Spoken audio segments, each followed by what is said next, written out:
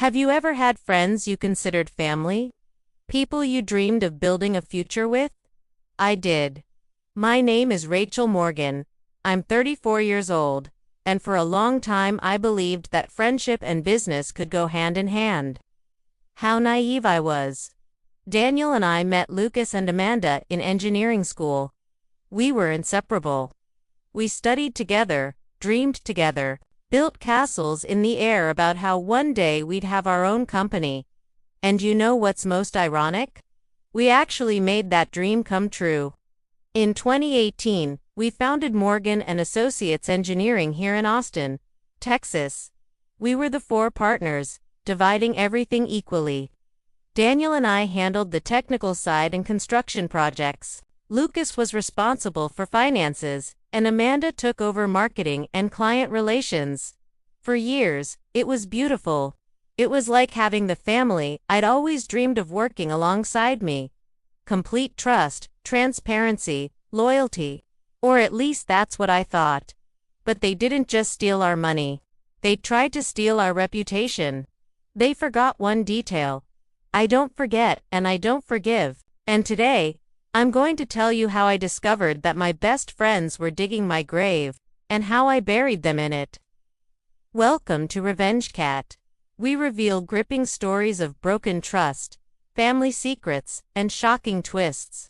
If you crave powerful narratives, intense emotions, and the sweet taste of justice, this is your place. Subscribe to the channel so you don't miss a thing. It all started in early 2024. Daniel came home one night with a worried look on his face. He had noticed some inconsistencies in the financial reports.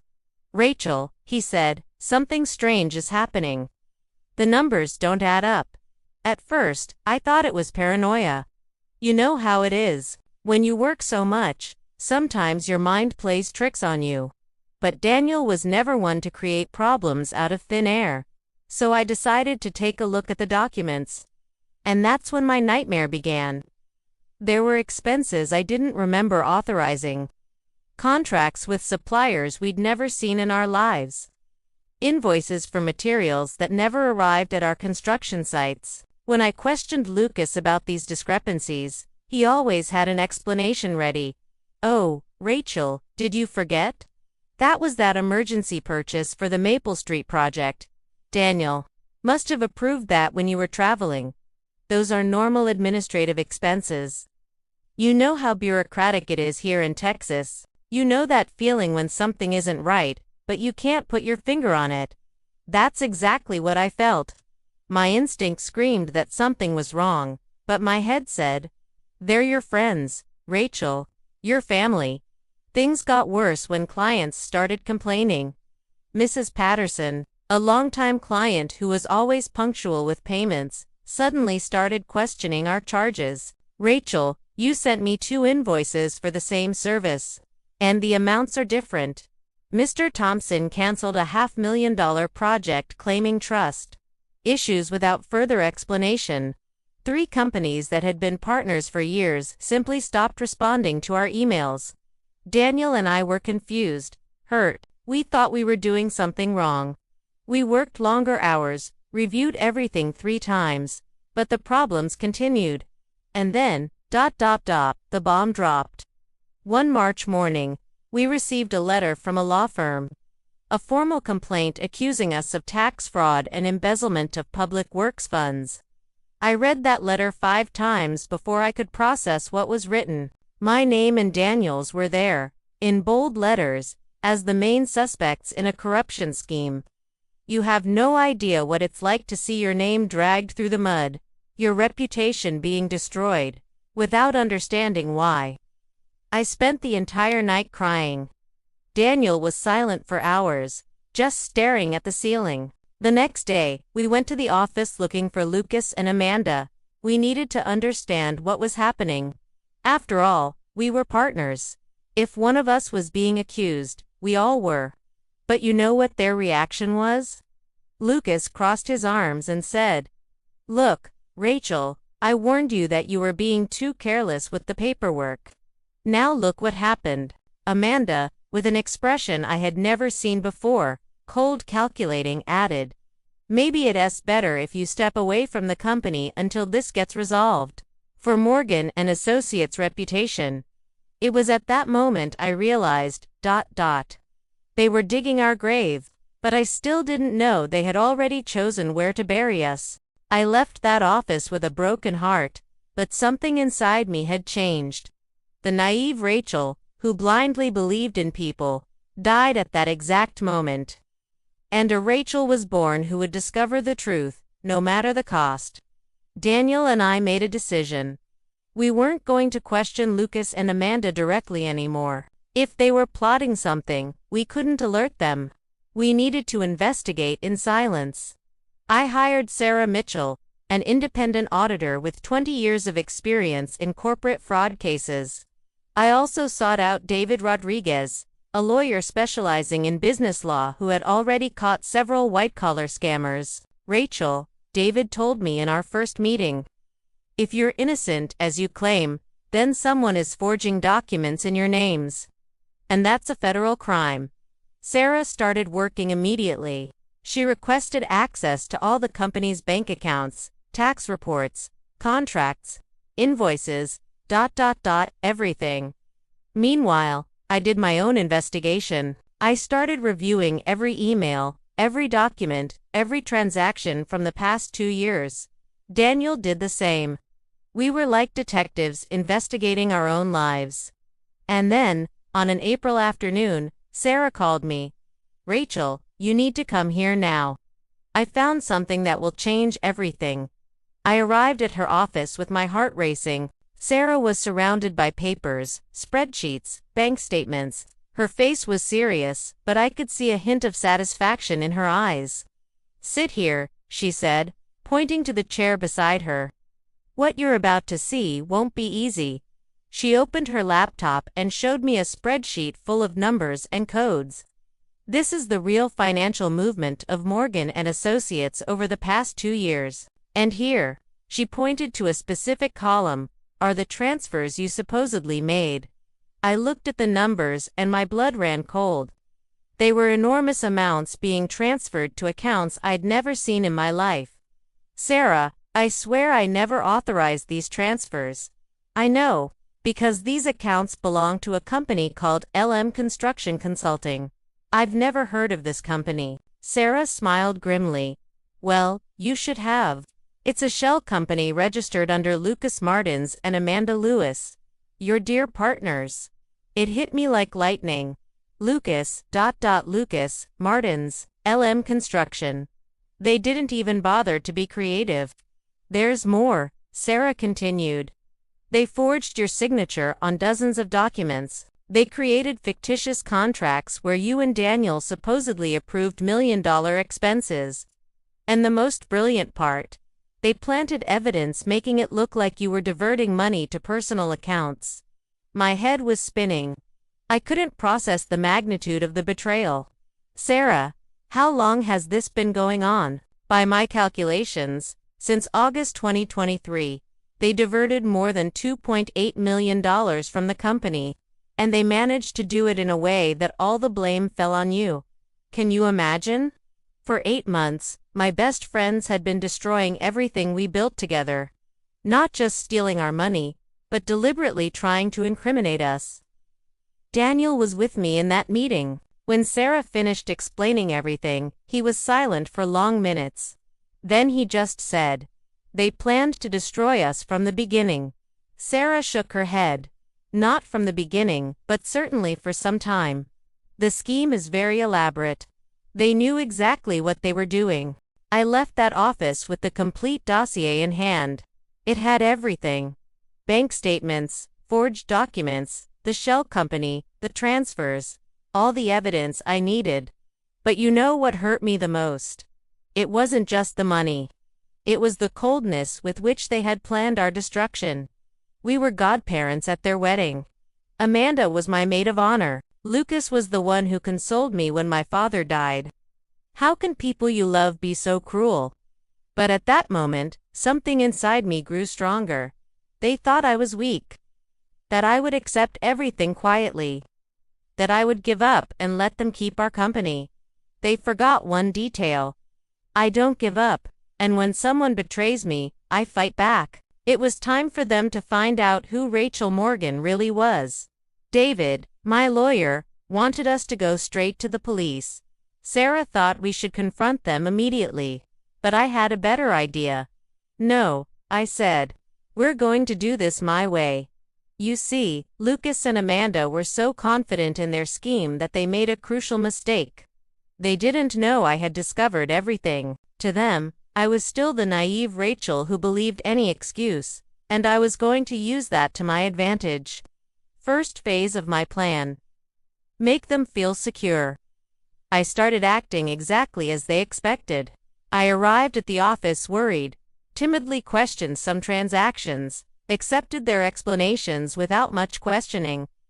Oh, Lucas, what a mess this whole audit thing is, right?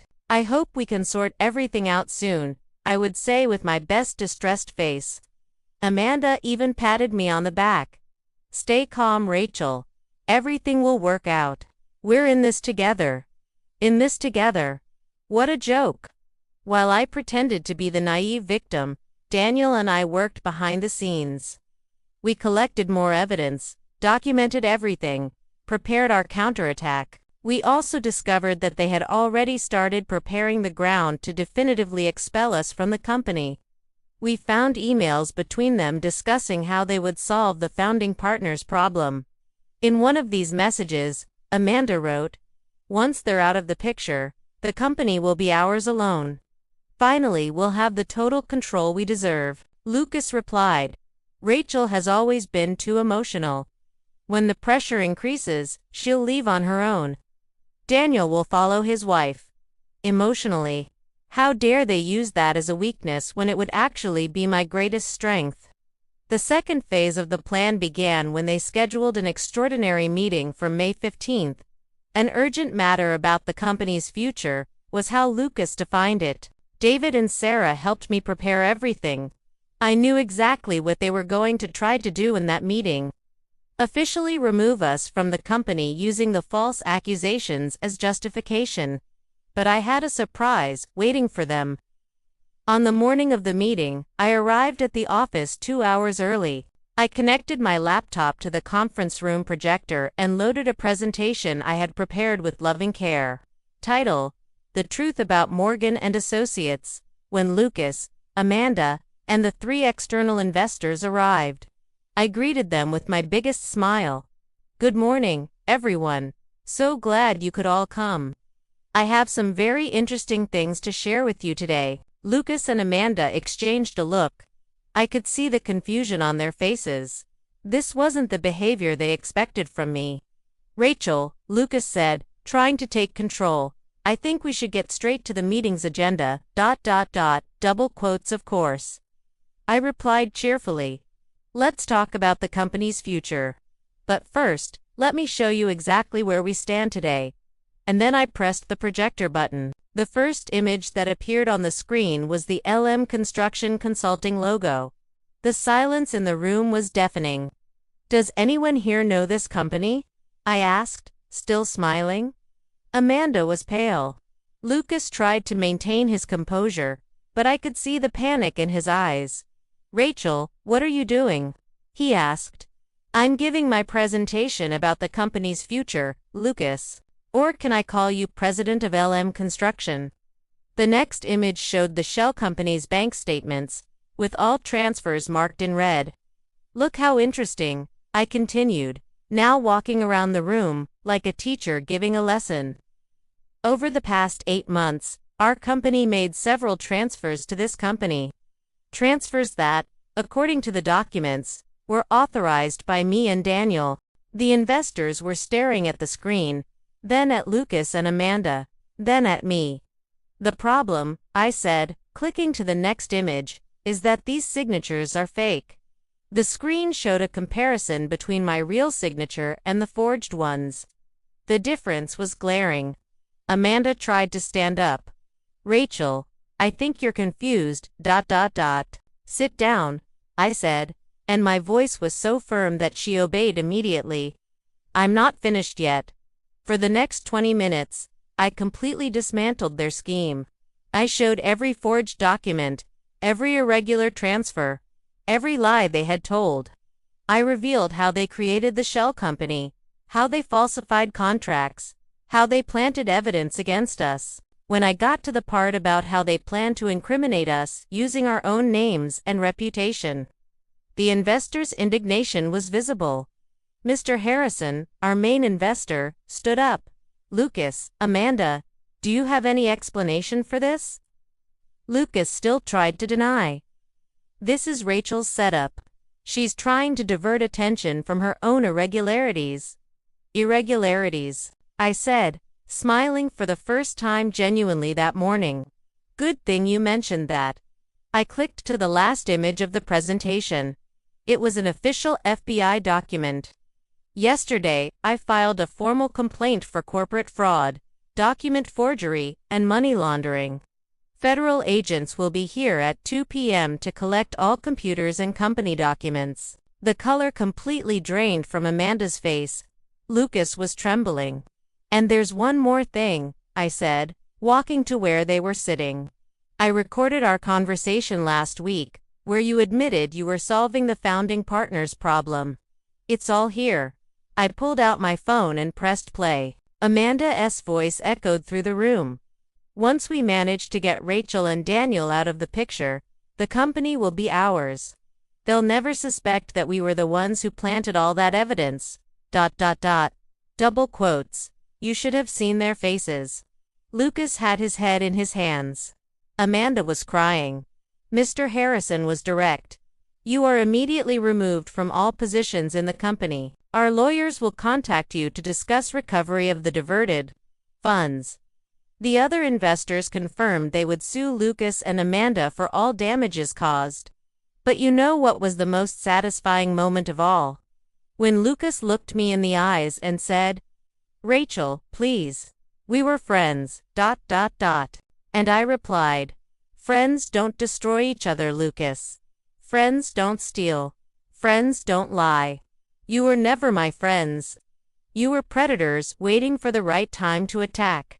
Amanda tried one last card. We can return the money. We can, ... double quotes. Too late, I said. You had 8 months to do the right thing. Now you'll answer in court. And that's how it ended. Lucas and Amanda were expelled from the company that same day. The FBI really showed up at 2 p.m. and seized all their equipment. Within 2 weeks, they were formally charged with 9 different crimes. LM Construction was shut down and all assets were confiscated. The best part, with the evidence we collected, we were able to prove our innocence quickly. All lawsuits against us were dismissed. Our reputation was completely restored. Today, 7 months later, Morgan & Associates is stronger than ever. Daniel and I are the only partners, but we've brought in honest new investors and an incredible team. Lucas was sentenced to 8 years in federal prison. Amanda got 6 years. They'll also have to pay a fine of $4.2 million, in addition to compensating for all the damage they caused. You know what strikes me most about this whole story? It's not even the money they stole or the time we lost. It's the coldness with which they destroyed years of friendship. They slept peacefully for 8 months, knowing they were ruining our lives. They smiled at us every day while forging our signatures on false documents. They consoled us when we were worried about company problems they themselves were causing. But I also learned something valuable. Never underestimate a betrayed woman who has justice on her side. They thought I was weak because I trusted. They thought I would accept being destroyed in silence. They thought I didn't have the courage to fight back. They were completely wrong. Real friends don't steal your future. Real partners don't sell your trust. I learned the hard way that blind trust is an invitation to betrayal. But when the truth came to light, our revenge was simply justice. And to Lucas and Amanda, wherever you are serving your sentence, you forgot that I'm an engineer. I build things to last, including my revenge. Thank you for listening to me. If you made it this far, leave a like, subscribe to the channel, and tell me in the comments. Have you ever been betrayed by people close to you? How did you deal with it? Until the next story. And remember, the truth always wins. It may take time, but it always wins.